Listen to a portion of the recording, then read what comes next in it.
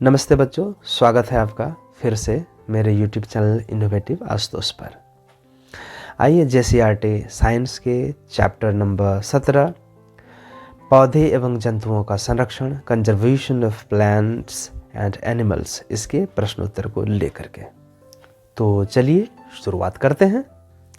पहला प्रश्न यह है, सही विकल्प को हमें चुनना है। प्राकृतिक आवास एवं वन्य प्राणियों का संरक्षण कहाँ किया जाता है? अभयारण्य में, राष्ट्रीय उद्यान में, जैव मंडल आरक्षित क्षेत्रों में या सभी में? तो जवाब होगा सभी में प्राकृतिक आवास और वन्य प्राणियों का संरक्षण किया जाता है। दूसरा, भारत में प्रोजेक्ट टाइगर शुरू किया गया कब? 1990 ईस्वी में, 1972-73 ईस्वी में, 2007-8 में या शुरू हुआ ही नहीं? तो जवाब है 1972-73 ईस्वी में। तीसरा प्रश्न, भारत में राष्ट्रीय उद्यान की कुल संख्या कितनी है? 10 है, 20 है या 77 है या 55 है? तो सही जवाब है 77 राष्ट्रीय उद्यान हैं आपकी किताब के अनुसार। संकटापन्न स्पीशीज हैं।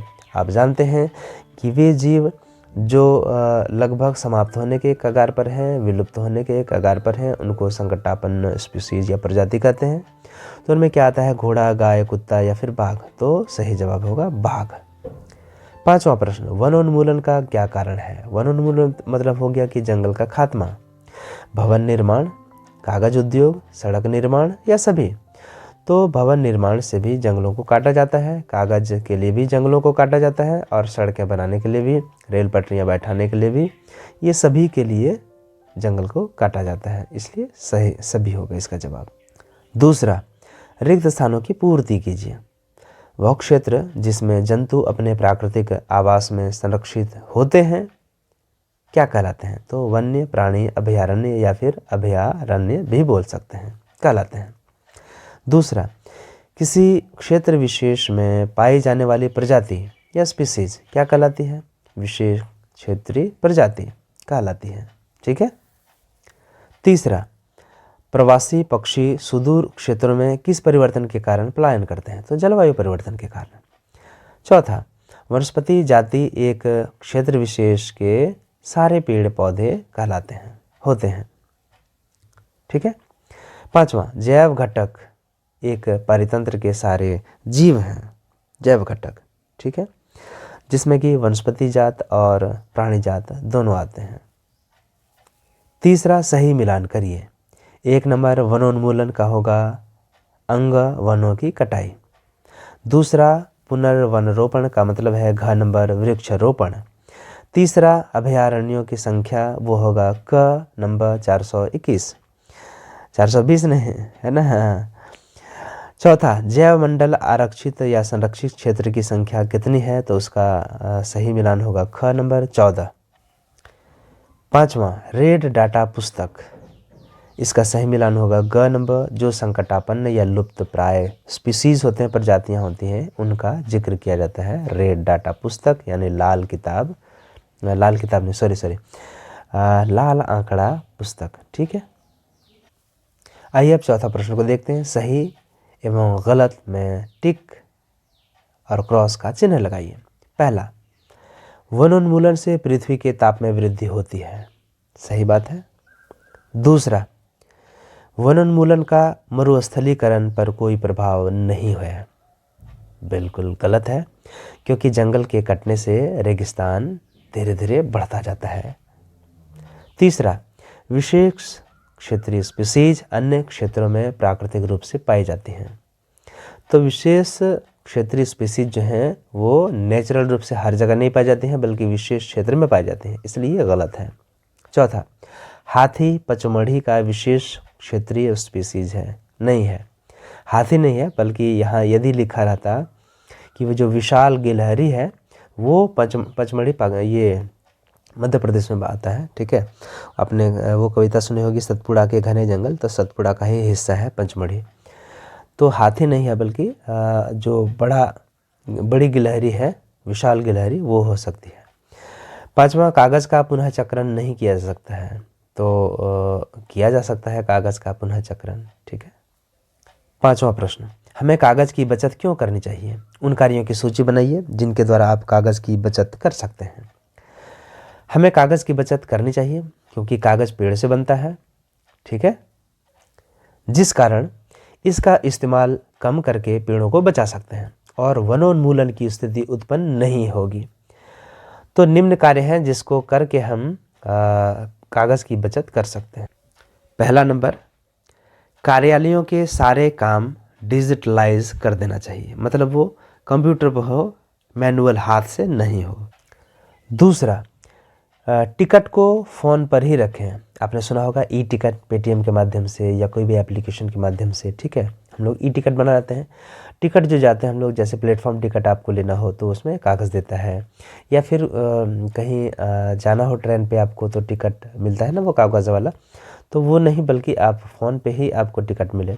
सरकार ने बढ़ावा दिया है, इसलिए आप ऑनलाइन जो है वो टिकट खरीद सकते हैं और आपने मोबाइल में वो रख सकते हैं। वही आप टीटी को जब दिखाते हैं तो उससे काम चल जाता है।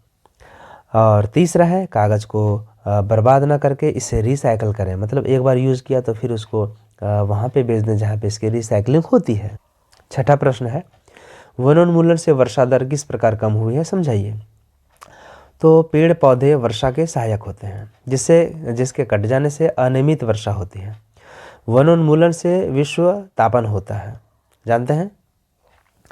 पृथ्वी के ताप में वृद्धि से जल चक्र का संतुलन गड़बड़ हो जाता है, बिगड़ जाता है। इससे वर्षा दर कम भी हो जाता है और वर्षा कम या वर्षा की दर में कमी आने से सूखा पड़ जाता है। तो इस तरह से वर्षा दर कम हो जाती है जंगलों को काटने से। सातवां नंबर, हमें जैव विविधता का संरक्षण क्यों करना चाहिए? तो जवाब है, जैव विविधता का मतलब है किसी क्षेत्र विशेष में पाए जाने वाले सभी पौधों, जंतुओं और सूक्ष्म जीवों की विभिन्न प्रजातियां। हम इनका संरक्षण करने पर उस क्षेत्र की जैव विविधता और संस्कृति को बनाए रख सकते हैं।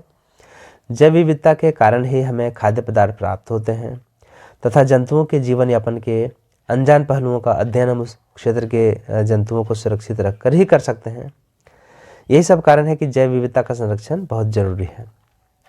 यह हमारे जीवन के लिए एक बहुमूल्य निधि है। हमारी जो खाद्य श्रृंखला है वो जैव विविधता के ही कारण मौजूद है, इसलिए हमें जैव विविधता का संरक्षण करना चाहिए। आठवां प्रश्न, कुछ आदिवासी वन या जंगल पर निर्भर करते हैं, कैसे? तो जवाब है, कुछ आदिवासी वन पर निर्भर करते हैं क्योंकि उनके पास आधुनिक साधनों की कमी है, खाद्य पदार्थों की कमी है, औषधि उनको नहीं मिल पाती है उपचार के लिए। तो खाद्य पदार्थ, औषधि, ईंधन, जानवरों के चारे आदि चीज़ें उन्हें जंगल से ही प्राप्त करनी पड़ती हैं और कई बार जीवन यापन के लिए उनके कार्य जंगल पर ही निर्भर करते हैं, ठीक है। जंगल के पत्तों से कुछ बनाए, वहाँ जो बाँस है उसको काट करके कुछ बनाए, मतलब वो जंगलों को नष्ट नहीं करते हैं बल्कि पेड़ को जिंदा रहते हुए उसकी सुरक्षा करते हुए उसको और बढ़िया बढ़ाते हुए उसके पत्तों का, उसके टहनियों का, उसके फलों का, उसके फूलों का, इसका वो लोग उपयोग करते हैं और अपना जीवन यापन चलाते हैं, ठीक है। रोजगार का भी साधन होता है उनका। 9वां नंबर, आज संरक्षित वन भी वन्य जंतुओं के लिए पूर्ण रूप से सुरक्षित नहीं है, क्यों? तो जवाब है, संरक्षित वन भी वन्य जंतुओं के लिए पूर्ण रूप से सुरक्षित नहीं है क्योंकि वन माफिया और अवैध शिकार करने वाले व्यक्ति निजी लाभ के लिए जंतुओं का शिकार कर उन्हें हानि पहुंचा रहे हैं, है ना। कई बार जैव विविधता संरक्षण में लगे लोग भी इन लोगों से किसी भय या लालच के कारण उनके इस कार्य को, गलत काम को छिपा लेते हैं। लोग लकड़ी के मिल वगैरह तो खोलते हैं, वहाँ पे उन्हें जो सूख गए पेड़ हैं, नष्ट हो गए पेड़ हैं, उसका वहाँ उपयोग करना चाहिए, लेकिन कच्चे पेड़ों को कटवाया जाता है। पैसों के लालच में लोग कटवाते हैं और अधिक धन की लालच में, पैसे की लालच में लोग ये सब काम करते हैं। तो देखिए, पेड़ों को कटवाना ये बहुत बड़ा, आप धार्मिक दृष्टिकोण से देखें तो ये पाप समझा जाता है, और यदि आप पर्यावरणीय दृष्टि से देखें तो आप जो मानव है, पूरी जीव जो प्रजाति है, उसके लिए आप खतरा पैदा कर रहे हैं। तो इसके लिए तो बहुत बड़ी सज़ा होनी चाहिए। लेकिन पुलिस और जो माफिया हैं, इनका जो नेक्सस है, इनका जो संबंध है, वो चौपट कर रहा है हमारे समाज को, हमारे पर्यावरण को। 10वां और अंतिम प्रश्न है, क्या वनोन्मूलन का विश्व उष्णता मतलब भूमंडलीय तापन के साथ कोई संबंध है? अपने शब्दों में व्याख्या करिए। तो बिल्कुल है। हाँ बिल्कुल है। प्रकाश संश्लेषण की क्रिया में पौधों द्वारा भोजन बनाने के लिए कार्बन डाइऑक्साइड की आवश्यकता होती है।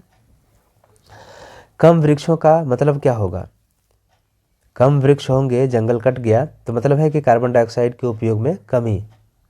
कार्बन डाइऑक्साइड कौन उपयोग करते हैं? हरे पेड़ उपयोग करते हैं। पेड़ यदि काट देंगे तो क्या होगा? कार्बन डाइऑक्साइड की मात्रा बढ़ेगी, उसका लेवल बढ़ेगा वायुमंडल में, जिससे वायुमंडल में इसकी मात्रा बढ़ जाती है। यह पृथ्वी द्वारा उत्सर्जित जो ऊष्मीय विकिरण है उसको ग्रहण कर लेता है, ट्रैप कर लेता है। परिणाम स्वरूप विश्व उष्णन या फिर भूमंडलीय तापन, ग्लोबल वार्मिंग होता है। ठीक है, तो इस वीडियो में इतना ही। मुझे लगता है कि आपको समझ में आया होगा। इस वीडियो से कुछ न कुछ फ़ायदा जरूर हुआ होगा। यदि फ़ायदा हुआ तो अपने दोस्तों और बच्चों के बीच शेयर करना बिल्कुल नहीं भूलें। इस वीडियो में इतना ही। मिलते हैं अगले वीडियो में नए चैप्टर के साथ। तब तक आप सभी का हार्दिक धन्यवाद। जोहार।